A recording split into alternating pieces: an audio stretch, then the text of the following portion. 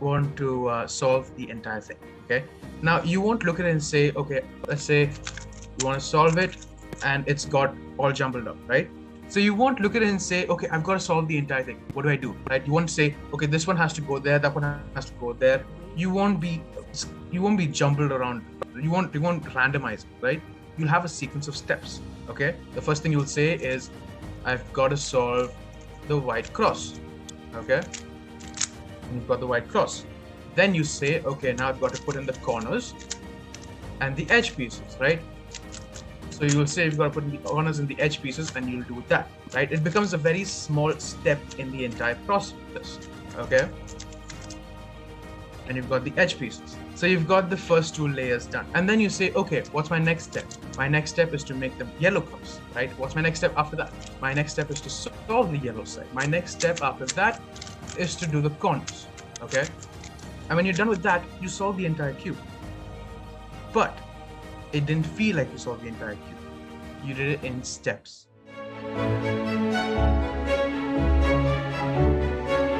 The world is changing. Every single day it will change. Every single second it will change. But you cannot change according to the world. You have to remain true to who you are. You have to remain true to who, well, I'm going to be honest, okay? I'm a firm believer of God, right? I don't know how many of you are, how many of you aren't, and I have no problems with it at all, right? But for me, it's about being true to who God has made you to be. Okay? It's about being true to who you are destined to be. Okay? Some call it fate, some call it God's plan, right? But whatever it is, at the end, you've got talents inside of you. You've got skills inside of you. You've got a very special, unique personality, right? And it's for you to take it, use it, and become who you were, but not to change it for the rest of the world. All right? I hope I'm making some sense here. But yeah. Next, write down your passion. Okay? And now, for how many of you think you don't have a passion yet, or you don't have a talent yet? Raise your hands. You can be as honest as you want to be here. Go on. Okay, thank you for telling me, Yash. Anybody else thinking you don't have any sort of a talent right now, or you don't have any sort of a skill that you want to learn, or a passion that you're following, anything of that sort? Okay, great. Thank you for being honest, right? I appreciate it. Now, let me tell you this. You do have a passion. You do have a skill, right? It's not as evident. Some of them creativity, right? Some of them are art. Some of them is music. But sometimes it's not as evident. You being able to talk to someone and help someone through a hard time, that is a skill. That is a passion that you have to help others, right? Something that's been in you all this while, something that just naturally comes to you, something that is easy to follow, something that is hard for others but easy for you.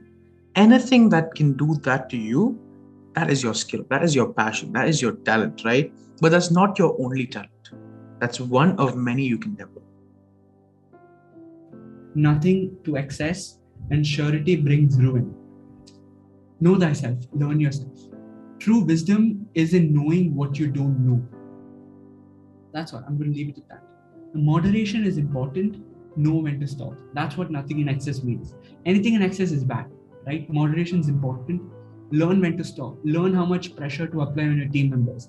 Learn how much resources you need. Learn how to do something. Learn when to stop, right? Just because you're screaming at someone, there's a point after which, when you scream at someone, they break down. After that, it's not progressive. Like, there's nothing that's going to be beneficial. In fact, you're causing trauma to them. So stop. Learn how to express your displeasure at a situation. Don't scream, right? So moderation is important. And surety brings ruin. Let me explain this for you. It's basically, don't stand collateral to someone. Right? Don't be like, I am guaranteeing that this guy will do what he's doing, or this person, she will do what she's doing. So this comes from ancient Greece, right? So what it says is, don't be the person like, if he doesn't pay his debts, I'll cover the cost for you. So don't be that guy who's going to stand guarantee, right? Because it's going to lead you to a mess, and you never know when, but it'll come and bite you. So that's bad. So don't do that, right? And don't claim responsibility or don't take responsibility for something if you can't control every single factor, right? So if you can't control from start to beginning, and if certain things are out of your control in which you have no say whatsoever, someone else might make a decision that might affect your outcome, and you're going to get into trouble. So don't take responsibility for that. Be like, give me full control or nothing. So that's very important skill that you have to learn in life. This might sound selfish, but that's how the world works. I'm going to give it to you, no sugarcoating here, right?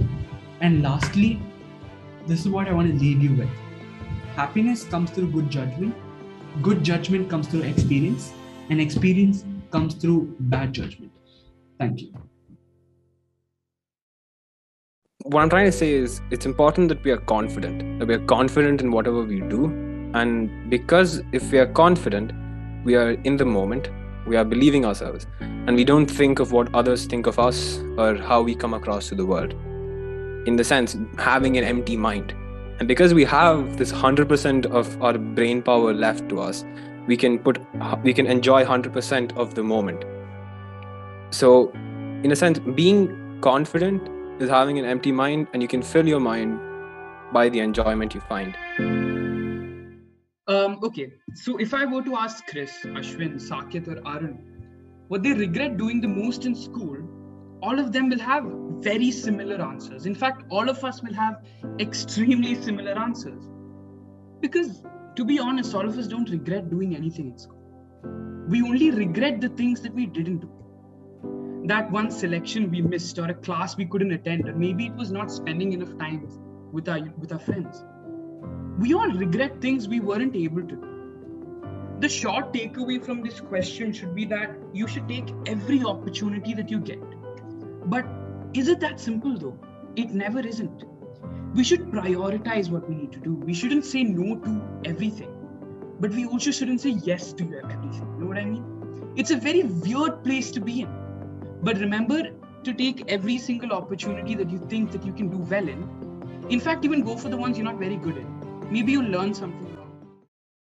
The week went along. You know how people say that you only remember the first position, like Usain Bolt won first. Who won second? I don't know who won second. The same thing is there in school as well. The teachers remember you if you interact with them, if you're the best in class, or if you're the worst, not like if you're second or third. Yeah. So essentially, teachers forgot who I was, and that also broke me. And in my path of moving forward, which I thought I was, I realized that I need to, take a step back. And it's okay to sometimes, break down. It's okay to sometimes cry, to let out all your emotions. All of these are fine. It's completely fine.